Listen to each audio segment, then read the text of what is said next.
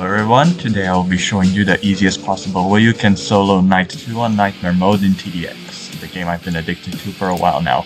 You'd be surprised to how easy it actually is, and it only requires literally 3 towers that are completely cheap and easy to get. Don't mind the Scarecrow, you can literally use any other bait tower instead of it and it works just fine. Okay, so for starters, we're turning 50% speed boost, and we're gonna have to wait until we can actually deploy a helicopter, because that's gonna be our main source of DPS. We can skip the first wave and then move all the way here to the back, where we can deploy our helicopter and tether it right to us. It's important that the helicopters follow us at all times during the round, as that way it's much easier to save them down the line. Now what we need to do is keep building up money in order to upgrade the helicopter this way. Once on bottom path, and then once on top path, getting a 1-1 helicopter exactly in this order. This is the most convenient way to do it, as it's eco-friendly and still outputs you the same amount of DPS that the other way would do it, except it just doesn't take as long. But that's just my opinion, you can feel free to correct me in the comments. Alright, our 1-1 helicopter has cleared up those first 2 waves of enemies. Now we just have to keep collecting cash using this helicopter and max out our helicopter on bottom path. The Stealth Komachi is arguably the best choice for this event due to its rapid fire rate, its ability to ignore bullet resistance, and the fact that it's much cheaper compared to the Apache even though it outputs less DPS. Don't worry, we shall be getting to the Apache later on. Now what we need to do is upgrade the helicopter on bottom path to level 4 in order to unlock the better armaments on the AH-1Z Viper. I'm sorry I cannot say that correctly. One thing that I really like about this knight is that it's much generous in terms of the strength of its enemies. Rather than relying on a shield spam, it relies more so on modifiers, just like Endless mode. Which is something I really appreciate because it's much more fun to reap off the enemy's HP and gain money for it rather than having to pry for a shield and then some modifiers. Like, that just tears off the entire fun out of the game. I don't know, I'm forgetting my words. Anyways, you can feel free to skip at any point during the waves, but only if you're feeling confident in yourself. I don't exactly have a consistent skipping pattern and would rather make sure that everything is under my control until I'm able to skip. But if you're more risky than me and think that you can keep things under control in the long run, then by all means you can skip literally any wave you want. Except of course the boss waves, because why the hell would you do that? Anyways, with our level 3 bottom path helicopter, we're now able to detect stealth enemies, as well as able to fire missiles, which are able to help us greatly with crowd control, which means that the next 6 or so waves should not be a problem as we build up towards the upgraded armaments. Also, I really gotta take my time to compliment the GJ, Deathbags, and whoever else was responsible for making the ambience for this event. It really adds a lot to it, really makes you feel invested in it all. Anyways, now that we have the upgraded armaments completed, what we want to do is deploy another helicopter, tether it to us, and upgrade it in the exact same fashion so that we can have 2 helicopters that are level 4 on bottom path and level 1 on top path. This is the fastest way to farm a convoy of helicopters that is both cheap and outputs great DPS. And that's something that is gonna be needed later on. These cultist guys are so damn annoying with all of their resistances. Fortunately, the combined mind of a little bird and a viper is able to overcome them, although it does take a little bit longer. On this wave in particular, you do want to pay attention to the prowlers, because if you let them out of your sight for even a moment, they can sneak past your defenses and completely annihilate you. So, once they start running, you need to keep up with them, no matter where they are. Your helicopter is more than able to take care of them, provided that you do not let them out of your sight. This is the first challenge wave, as I like to call it, and there will be at least 2 more down the line. It is recommended not to skip challenge waves, as that will most likely result in your untimely demise. If you have survived wave number 8, consider yourself lucky, because for a while you're not going to be facing any more challenging enemies. They would be considered challenging if you had any ground-based towers, but since all of our DPS is based in the air, we can more than certainly forget about it for a while. Just focus on upgrading your second helicopter to level 4 on bottom path. Do keep an eye on leaks, because having the context that this map is multi-lane, there's always the risk that you cannot pay attention to both lanes and the other lane just seeps through your line of sight, so do pay attention to that. One thing I do want to emphasize is that during waves with the judges, it is important to take out the judge as fast as possible, because he will break off from the rest of the horde due to the multi-lanes, and it's usually just more convenient to take care of him so that he doesn't boost the enemy forces a lot more. This in turn will ensure that you're able to catch up with the enemies more easily, and ensuring that you won't have pesky leaks like these ones happening. Okay, now we've got both of our helicopters at the same levels. Now we have to upgrade both of them to level 5 on bottom path and level 2 on top path. This should be simple enough, as now we're being confronted with really basic enemies that our helicopters can easily shred, and from whom we can farm a lot of money.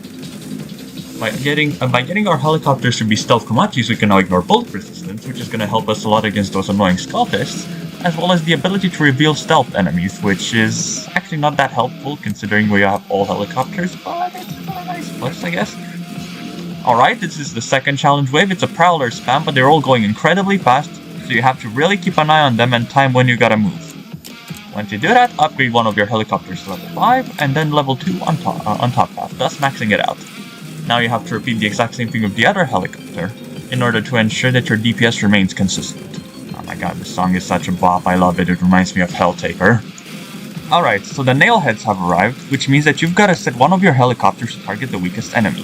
This is in order to ensure that the nailheads do not stay alive long enough to constantly give your enemy shield, because in that scenario, you would most definitely lose. Okay, now that we have both of our helicopters on levels 2-5, it is time to repeat the exact same procedure. We're gonna deploy a helicopter and upgrade it in the exact same upgrade pattern, and then deploy another helicopter and upgrade it in the exact same pattern. Thus ensuring that we get ourselves a steady flying armada that is both invisible to the enemy and able to output steady DPS. If you don't feel confident against the nailheads, you can set a second helicopter to target the weakest enemies, thus wiping them all out from existence. We have now arrived at the second challenge wave. This wave is a massive spam of Scultists and nailheads. This wave is absolutely atrocious unless you're doing the strat exactly as I have shown you, simply because of the reason that the Skull Cultists are so resistant, and the nailheads keep giving them shield, and because there's so many of them, you can easily wake up with an unbeatable horde.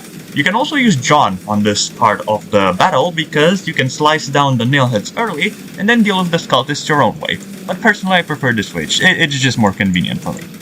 Anyways, now that you have 2 more helicopters that are down like this, you're gonna repeat this exact same procedure with 2 more helicopters. Surprise, surprise. Uh-oh, it seems the corrupted predators have arrived.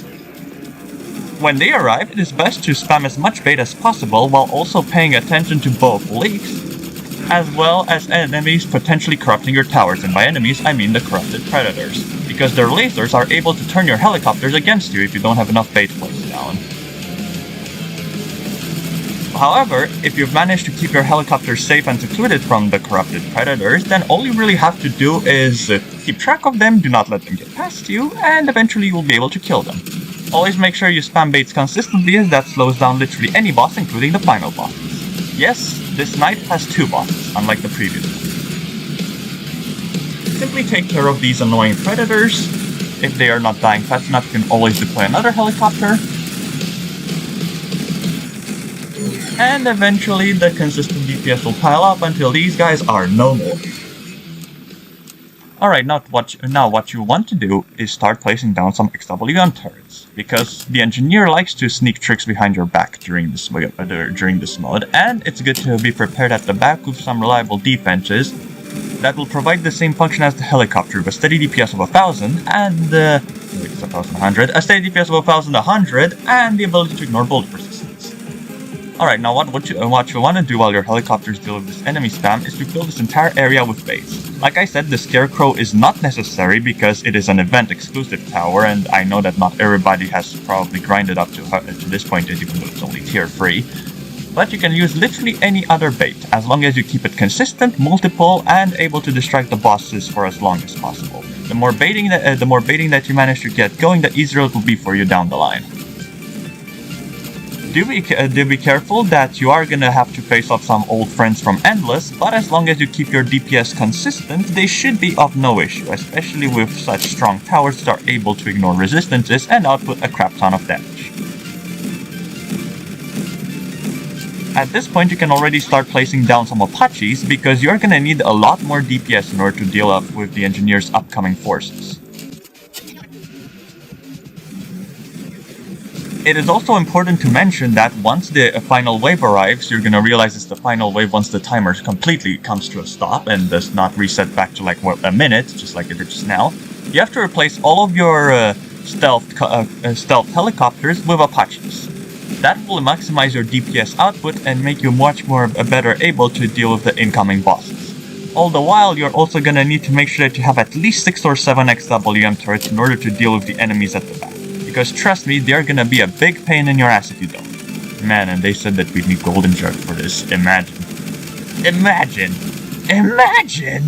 Alright, now that the anti-golems have arrived, you can feel free to sell one of your hidden helicopters and buy an Apache instead of it. You want to keep your Apache purchases at a moderate pace, as you do not wish to run out of money because you want the max level Apache, not just the level 4 Apache. The max level Apache is the one that ignores resistances and has its crazy turret and missiles, unlike the level 4 Apache, which is just a toned down version of level 5. Alright, we've arrived at the final wave. What's important here is that whenever the engineer starts to do his funny charge thing, you stay as far away from him as possible, and you also keep an eye on the back of the map, as there will be some nasty surprises, such as these two guys, which you've probably noticed hanging out this whole time. Oh, would you look who it is, the engineer has arrived. And look at that, he's charging his EMP, which means that we need to move away from him as fast as possible before he knocks out our helicopters. Once he does that, we're gonna hang around in the back for a bit in order to deal with the leaks. The Nightmare Heretic will also arrive and start applying his annoying boost. What we're gonna do is absolutely annihilate this guy that dropped right behind us, deploy another turret for the funny, and then spam some more baits. You also want to keep hanging out here in the back because the surprises are not yet over. I didn't mean to do this.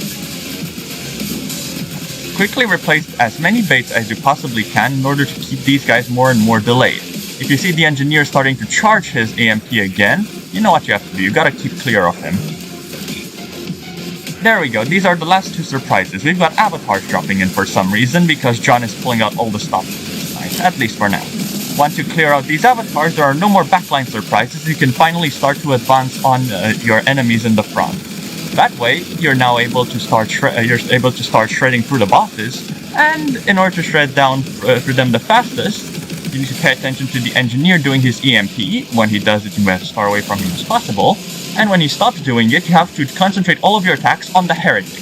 The heretic is the bigger problem than the engineer because of all his annoying buffs that enrage the engineer and also provide healing. Once the heretic is down, you're able to concentrate all of your DPS on... once the heretic is down, you're able to concentrate all of your DPS on the engineer by spamming more and more turrets and selling your remaining hidden helicopters in order to buy more Apaches. Once again, if he starts doing his EMP, you gotta move as far away from him as you possibly can, otherwise you are gonna lose your helicopters like I just did now. He also has a very annoying machine gun arm, which you need to keep baited constantly, and I have been failing to do that. But, despite these minor hiccups in our strategy, we have still reached an easy victory. This strategy is very easy to replicate, very easy to follow, and if you pay attention, it is really no problem to do. This literally took me about 15 minutes of recording, even though the timer here says 21. If this video hits at least 10 likes, I'll be including a Strat document for you all. Thank you all so much for watching, and have a good one. Yeah.